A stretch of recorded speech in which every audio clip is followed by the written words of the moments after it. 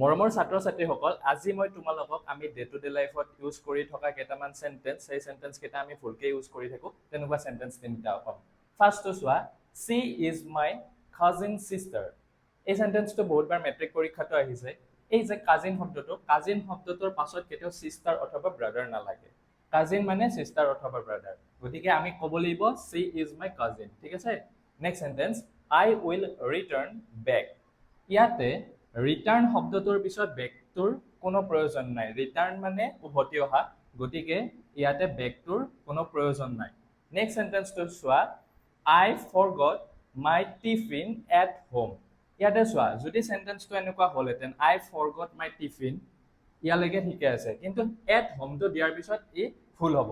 কিয়নো ইয়াতে তোমাৰ যদি মই লেফ্ট শব্দটো দিওঁ, মই টিফিনটো পাহৰিছিলো ঘৰত, তেতিয়া কি হ'ব, ইয়াতে লেফ্ট শব্দটো দিলে ই চেণ্টেন্সটো ঠিকে